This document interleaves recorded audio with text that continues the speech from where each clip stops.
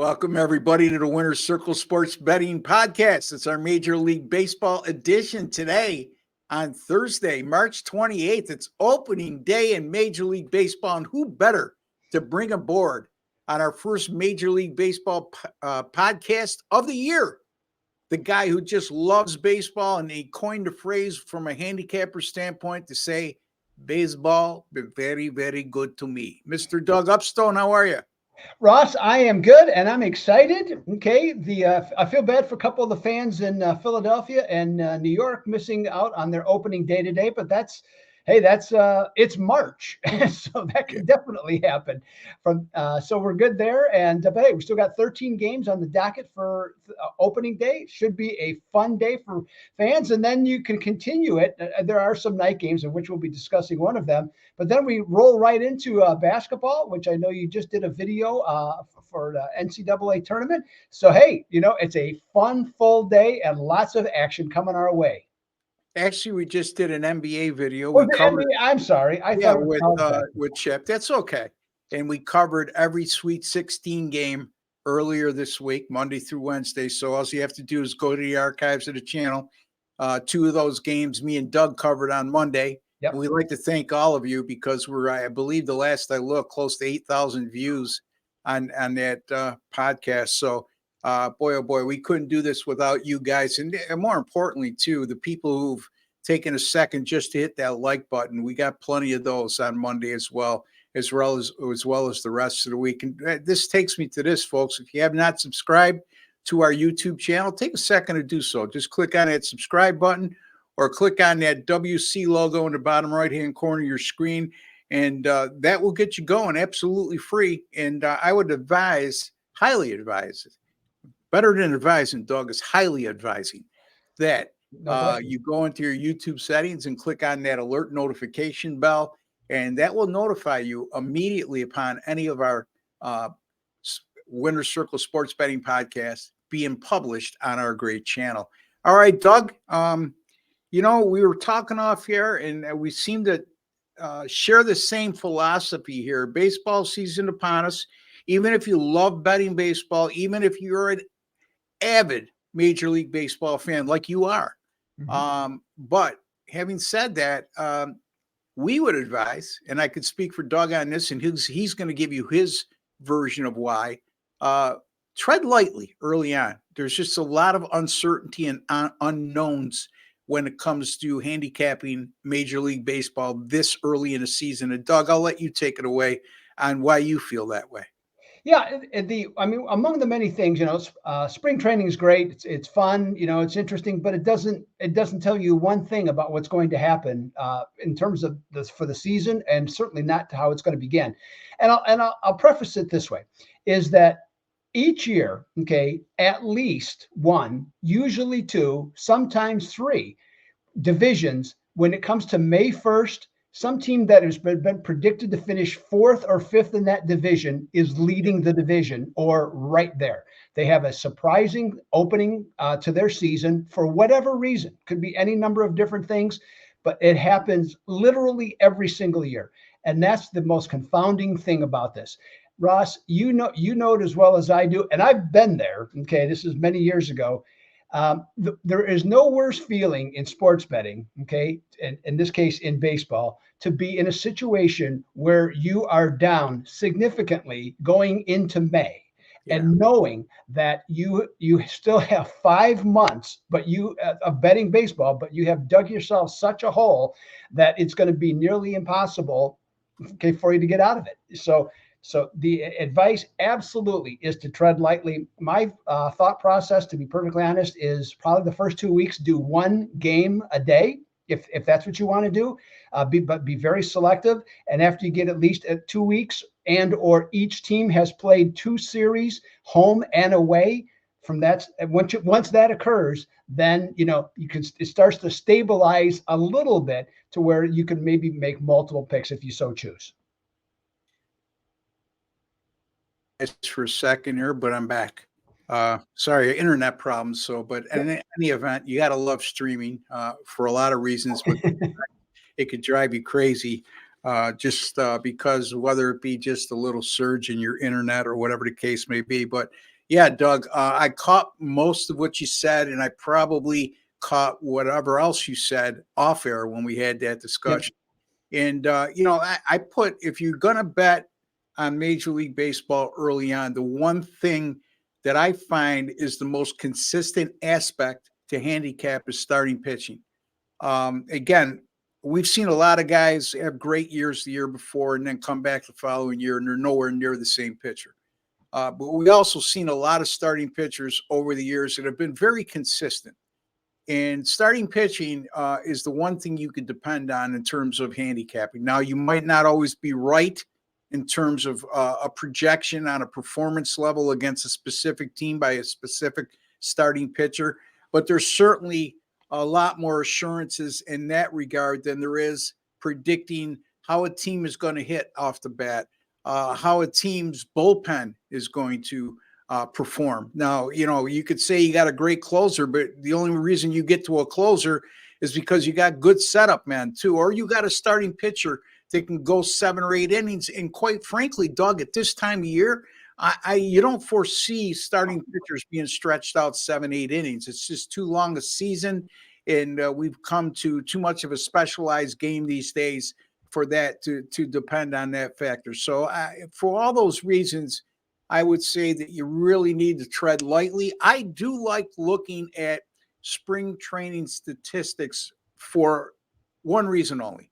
I just want to see how sharp, number one, a starting pitcher has been in spring training, or if a guy has been red hot with his bat during spring training. But again, there's no assurances that's going to carry over because the starting pitchers are facing mostly guys that are going to end up in the minor leagues.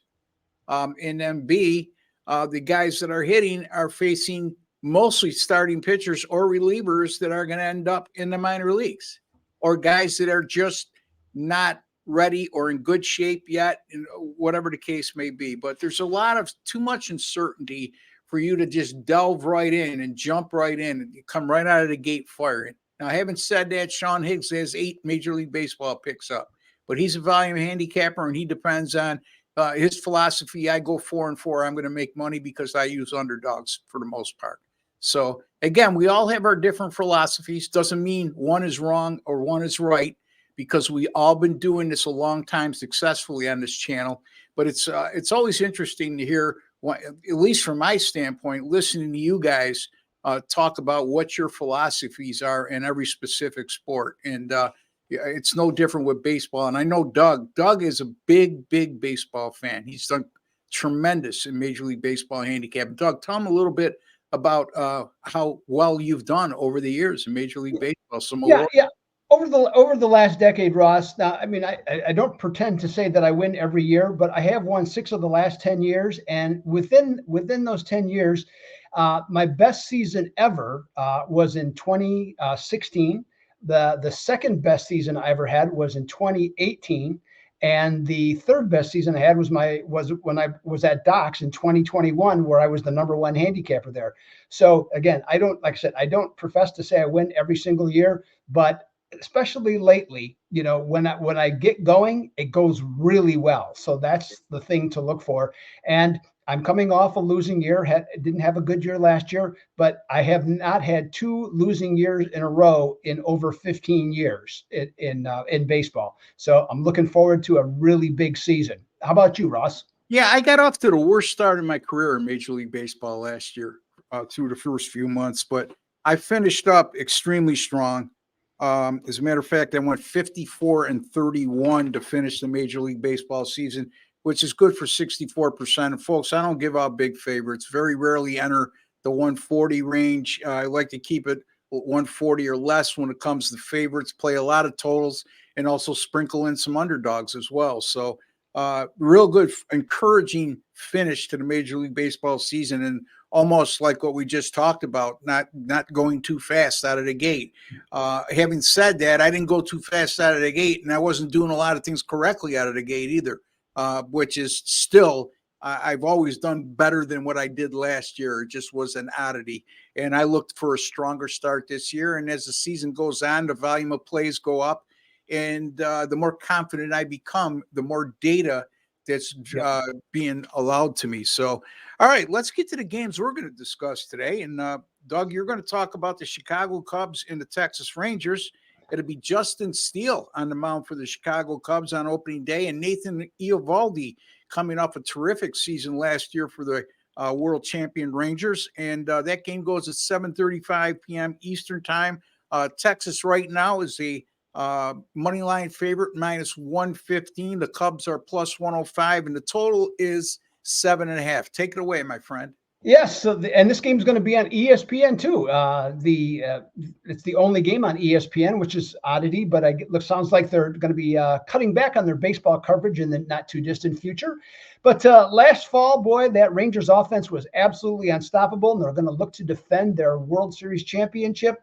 And so with but the one thing that we've noticed looking at the numbers is that the sports books and odds makers are not enamored with Texas coming into the season. Now, I'm not saying they don't think they're going to be a good team, but they're the second choice in the AL West. They're the fourth choice in the American League and seventh to repeat in terms of odds going across the board to win the World Series. The offense should remain potent. They have a lot of good hitters, specifically led by Corey Seager and Marcus Semien. And they got some really young stud hitters that look like they're going to just be amazing hitters going forward. So this lineup is still loaded. We have seen over the last several years how weak the AL West has been just as a division. But here's something to know that just maybe the NL Central has surpassed it. Cubs are the favorites to win the division, but for season win totals, they and St. Louis are tied at 84.5 for season win totals, which is supposedly good enough to win the division. Well, in the AL Central, Minnesota is at 86.5. So that's 2 games higher than either one of those 2 teams. Now, the Cubs offense last year revolved a lot around Corey Bellinger. They signed him relatively late from to that degree.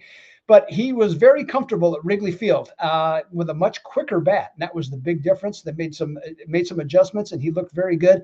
Now, is that going to happen for sure again? I wouldn't necessarily think so. New environment, everything else kind of worked out for him. So I think a little regression is possible. But by the same token, I don't necessarily think the Cubs offense will suffer because the Cubs didn't sign Dansby Swanson to hit .244 and to have his lowest slugging percentage and OPS since 2018. So I think he will have a much better year. Now, Ross mentioned the pitching matchup, Justin Steele and Nathan Eovaldi.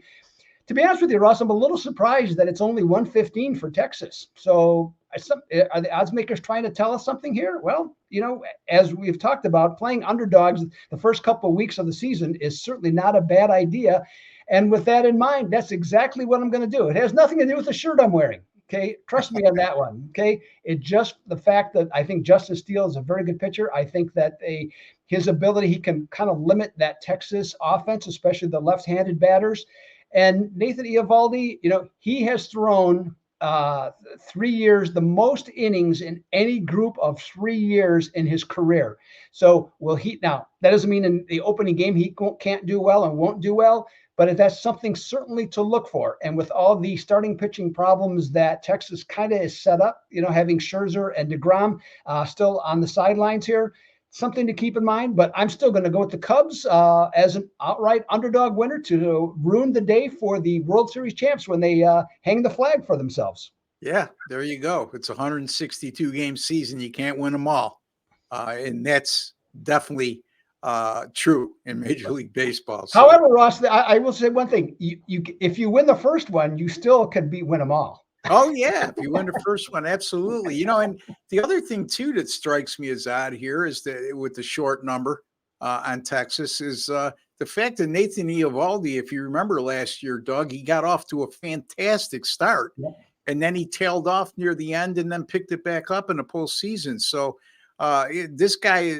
Again, if you want to look at recent history, is a fast starter. Yet, at home with the defending world champions, minus 115 seems like a short number. And when that happens, you know how I think.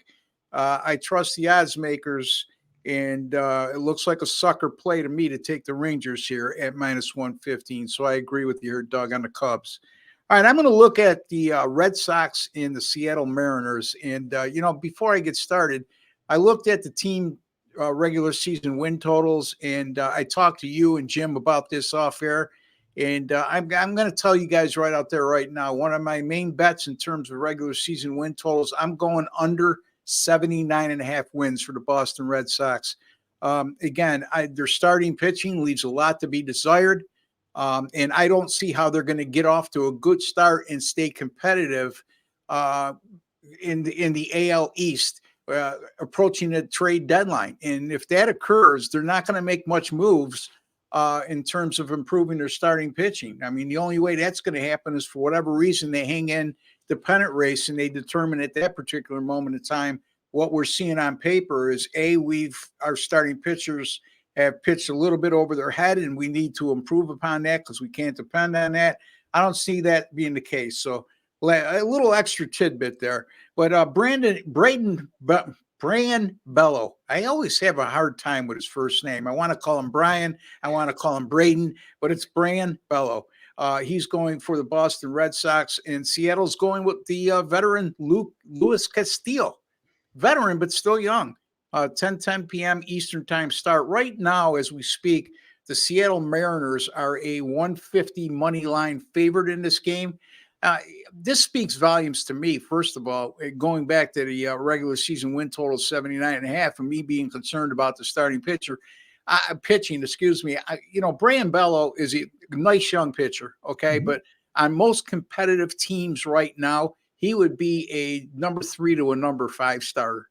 And here he is, an opening day starter for the Red Sox. So right there alone concerns me with their starting rotation.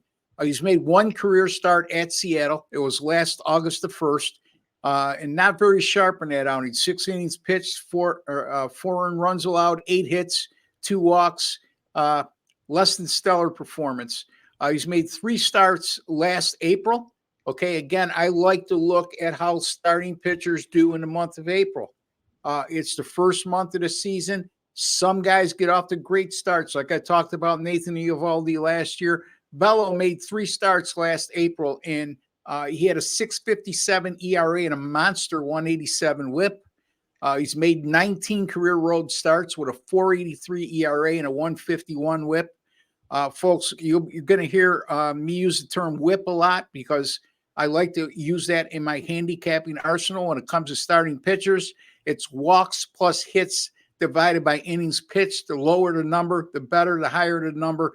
Not so much, and 151 is on the border of not very good. Luis Castillo, 18 starts at home last year with a 3.09 ERA and a 1.00 WHIP. He struck out 130 and 105 innings pitched, so better than the strikeout per innings pitched. So he's very, very good at home last year.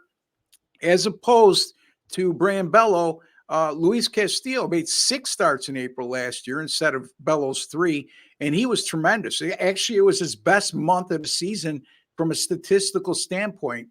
In those 6 starts in April, a 1.82 ERA and an 0.92 WHIP.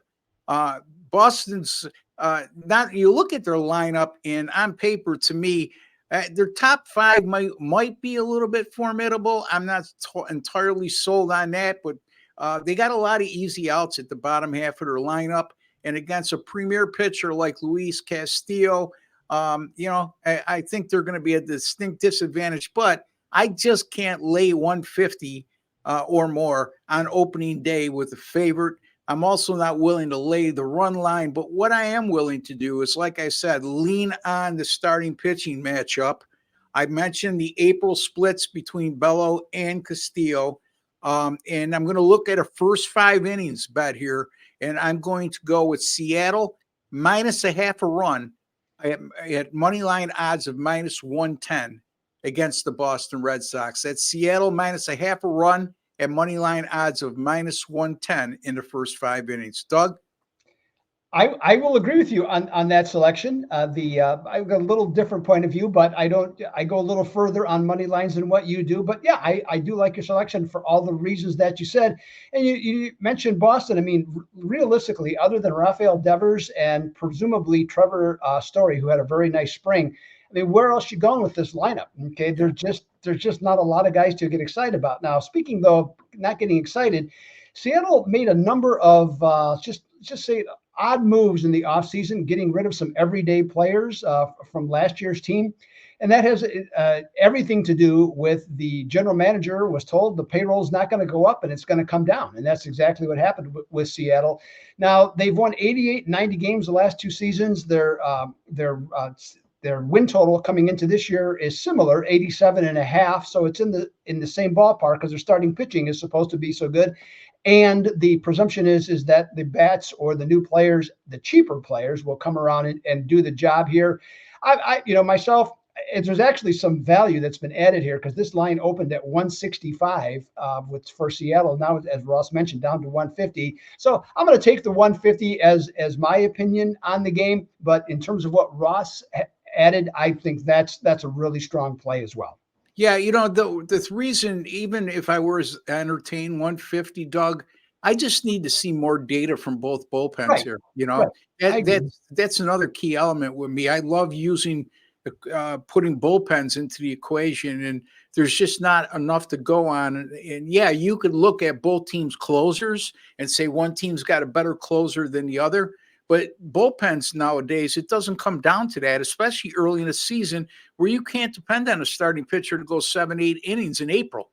That's the reason why I lean more toward using the run line or point spread on the first 5 innings and laying a half a run at minus 110. And Seattle, Doug, again, we talked about spring training. And I looked at the guys that are expecting to be key contributors and projected starters on opening day in terms of their lineup batting order going. They had a lot of hitters that had really, really good spring trainings this year. And again, you can't put too much stock in that because they're facing less than stellar pitching during spring training. But by the same token, you can't ignore that either, right, Doug? No, that's true. I mean, it kind of goes both ways because I can give a very specific example. I saw Seattle last year, 2 different occasions, and they were in spring training, and they were same thing. They were just ripping the ball against good, solid pitchers. I mean, they were just tattooing the ball. But then what happened in the first month of the season? I think they averaged like a little over more, or just a little over 3 runs per game. So there's that variable variable intangible that you just don't know exactly what's going to happen. Yes, it's a positive sign, and there are definitely many instances of where, and can be of even mediocre teams who got hot at the end of spring training, especially with the bats, and that carries over. We just don't know. We'll know like in 5 days if it matters or not, but we won't know for sure. Okay, Yeah, how no doubt. It's not an exact science, that's for no. sure. Yep. And again, I'm specifying the fact that those numbers that a lot of those hitters put up were against players or pitchers, excuse me, that aren't going to start the season at the major league level. That's just the way it is in spring training. You don't stretch your starting pitchers out a lot. You want to make sure you get to the finish line of spring training healthy, especially your pitching staff. But it certainly beats the alternative of not hitting against guys that aren't going to be on opening day rosters in Major League Baseball. So there you have it, folks. Again, tread lightly. That's our advice, me and Doug. And I am going to take Seattle minus a half a run in the first 5 innings at money line odds of minus 105 over the Boston Red Sox. And Doug likes the Cubbies plus 105. Money line underdog play at Texas. And as the late, great Harry Carey used to say, Cubs win. Cubs win. Anyway, don't forget 149 will get you our Sweet 16 package. There's still 15 games left in the NCAA tournament, as well as 3 more games left in the NIT. You'll get all of that action for just $149 from any of the great handicappers over at our sponsor site, gamblersworld.net. Don't forget, Doug is at docsports.com. Doug, great Major League Baseball handicapper, folks. one of the best overall handicappers you'll find anywhere on the internet today. Unfortunately, we can't have him because Doc's wants their guys to be exclusive, and understandably so. But he'd be with us if he wasn't. But he's on this show for as long as he wants to be, and twice a week, and we're lucky to have him. Don't forget, folks, give us a like. Just a small token of your appreciation for the time, work, and effort we put in to bringing you a quality podcast on a daily basis. And also, folks, don't forget to subscribe. I gave you the instructions early in the show. It goes a long way in keeping sponsorship going so we could bring you some of the best handicapping knowledge you'll find anywhere on the internet. Doug will be back with us tomorrow on our live show. Mr. Upstone will be joining us with Jesse Schul, and we'll be talking Elite Eight action. Actually, Saturday Elite Eight action in the NCAA tournament. We'll be talking some baseball. We'll be talking some NBA and what to look forward to in the final couple weeks of the regular season and into the playoffs. And we'll be taking all your questions and comments, and we'll be, time permitting, get to each and every one of you. So your chance to not only comment on these archives, but to get a live answer and almost immediately. So we encourage you to join us 1 p.m. Eastern time tomorrow. Doug, thank you once again. You do a great job as always, and knock 'em dead tonight on opening day. Yep. Here we go. All right. So until the next time, for Doug Upstone and Ross Benjamin, take care and God bless, folks.